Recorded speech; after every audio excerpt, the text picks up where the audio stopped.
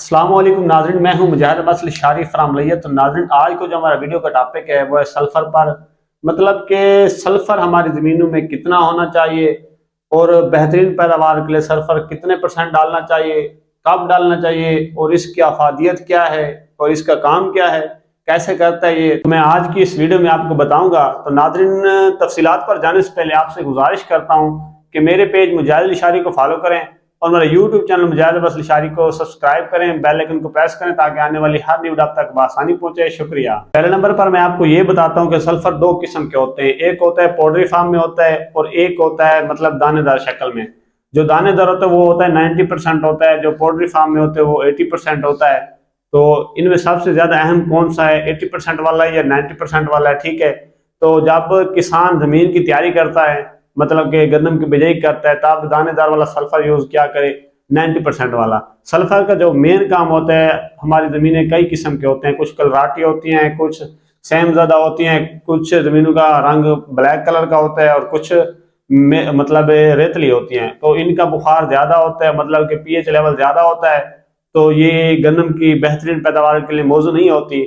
तो हम सल्फर इस्तेमाल करते हैं। तो सल्फर हम इस्तेमाल इसलिए करते हैं कि ये सल्फर का जो अहम काम होता है वो पीएच लेवल को कंट्रोल करता है। मतलब कि जैसे इंसान का बुखार होता है 97 पर, अगर ये 104 पर चला जाए, 103 पर, तो डॉक्टर वगैरह टीका लगाते हैं तो हमारा टेम्परेचर लो हो जाता है, या हम नहाते हैं तो हमारा टेम्परेचर लो हो जाता है। तो इसी तरह हम सल्फर का इस्तेमाल करके हम जमीन का भी टेम्परेचर लो करते हैं, ठीक है, जिसकी वजह से गन्नम की फसल होती है उसकी बेहतरीन पैदावार आ जाती है। तो सबसे पहले आपको ये बताऊं कि काश्तकार जब पहला पानी लगाता है तो काश्तकार परेशान हो जाता है कि यार ये हमारी गन्नम पीली क्यों हो गई है। तो मैं आपको ये दो बातें अहम बताता हूँ कि जब पानी लगाते हैं काश्तकार, तो आपकी गंदम अगर नीचे से पीली हो जाए तो आप समझ जाएं कि आपकी गंदम के अंदर नाइट्रोजन की कमी है, तो आप यूरिया ज्यादा से ज्यादा डालें ताकि नाइट्रोजन की कमी पूरी हो जाए। अगर गंदम के पत्ते जो हैं वो ऊपर से पीले हो जाएं तो सल्फर की कमी हो जाती है इसमें, ठीक हो गया। तो आप सल्फर का इस्तेमाल करें जिसकी वजह से आपकी गंदम के जो पत्ते पीले होते हैं वो ठीक हो जाएंगे। आपको सल्फर के बारे में मजीद भी बताता जाऊं कि सल्फर की जो स्मेल होती है इसकी वजह से जो मुख्तलिफ बीमारियां हैं उन पर भी कंट्रोल हो जाता है। तो आपको एक मजे की बात बताता चलूं कि सल्फर के इस्तेमाल की वजह से जो चूहों ने हमारी गंदम का हाल खराब कर रखा होता है, मतलब चूहे काटते हैं जब गंदम थोड़ी बड़ी हो जाती है, तो सल्फर की स्मेल की वजह से चूहे भी उस फसल से भाग जाते हैं। तो जो सल्फर का अहम जरूरी काम है वो उसमें मतलब प्रोटीन भी बनाता है गंदम के अंदर और एंजाइम के रिएक्शन को भी तेज करता है, जिसकी वजह से मतलब गंदम का जो कलर होता है वो ग्रीन हो जाता है और जो साइज भी होता है वो भी तकरीबन लंबा हो जाता है।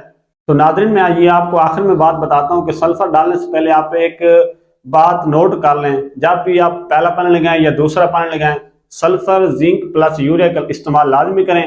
इन तीनों चीजों का कम्बिनेशन जो आपकी ना गंदम की बढ़ोतरी को बढ़ा देगा और एंजाइम रिएक्शन होगा वो भी तेज हो जाएगा। तो नाज़रीन, इस तरह की मजीद इन्फॉर्मेटिव वीडियो के लिए आप मेरे पेज मुजाहिद लिशारी को फॉलो करें और मेरा यूट्यूब चैनल मुजाहिद अब्बास लिशारी को सब्सक्राइब करें, बेल आइकन को प्रेस करें ताकि आने वाली हर न्यू वीडियो आप तक बआसानी पहुंचे। शुक्रिया।